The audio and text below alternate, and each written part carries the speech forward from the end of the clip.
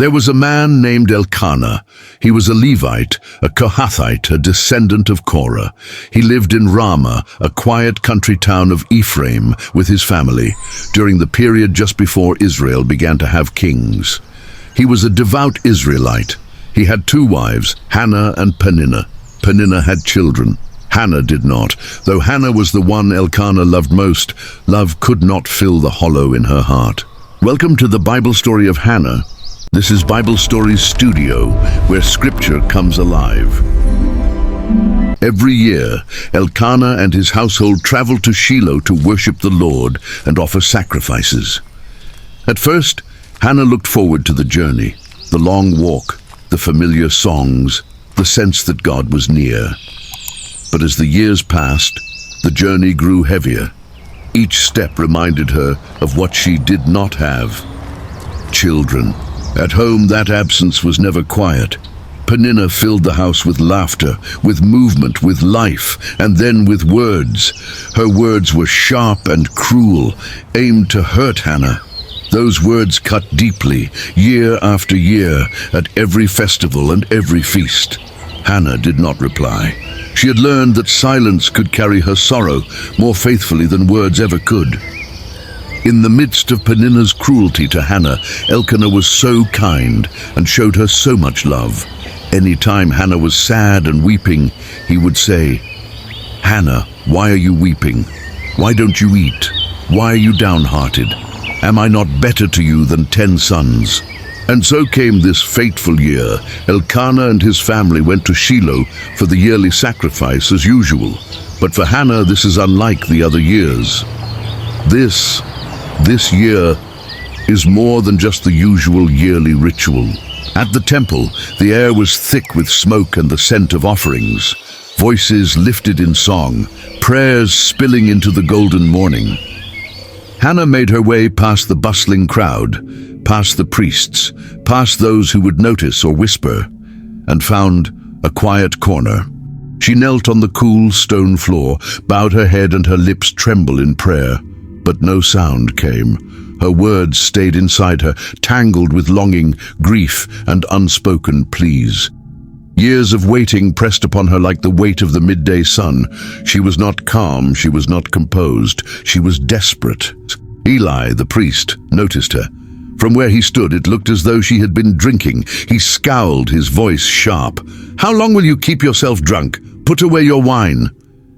Hannah lifted her eyes, wet with silent tears, and shook her head.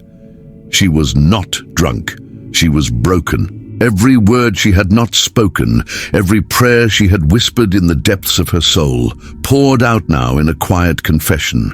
She told him, her voice soft but steady, that she had come to the Lord with a heart heavy and full. Eli's eyes softened. He blessed her and sent her away in peace. Hannah rose.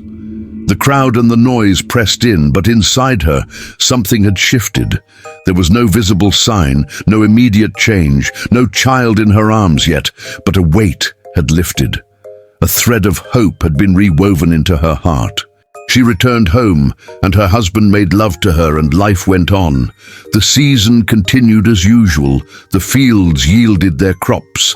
Peninnah continued with her children, her laughter, her jabs. Elkanah continued to love Hannah, and Hannah continued to walk the quiet, unspoken path of faith. And then, at the appointed time, it happened. A protruded belly. Her oppressor couldn't believe it. She still doubted, but month after month, Hannah's belly became bigger and bigger, and then, in the fullness of time, he came. A child. Samuel, the child she had asked for in silence, the child she had held in hope and sorrow for years. But Hannah did not rush back to Shiloh to share the testimony. She told Elkanah, "I will not go until the child is weaned, and then I will take him and present him before the Lord, and he will be there always." Her husband agreed with her, so she waited, nurtured the child, raised him, and when the time came, after the boy was weaned, she returned to Shiloh. Not to ask for more, not for another request, not to take, but to honor her vow, to give back. She placed Samuel into the service of the Lord and walked away, trusting God with what she had longed for and received. Hannah's story did not end with silence. It began there, and what came after was faithful, deliberate, and quietly miraculous. Hannah's waiting was not passive. She endured, trusted, and surrendered. She was provoked, but she remained focused. Her faith was quiet, but it bore the loudest answer. In her story, we see that God hears more than words. He sees hearts. The priest wrongfully judged her. The temple did not answer immediately, but every silent prayer was counted, shaping not just her child, but the destiny of a nation through Samuel. God's work is often quiet before it becomes clear. Thank you for watching. If Hannah's story has blessed you, please like, comment, share, and subscribe to our channel. See you in our next story. Thank you.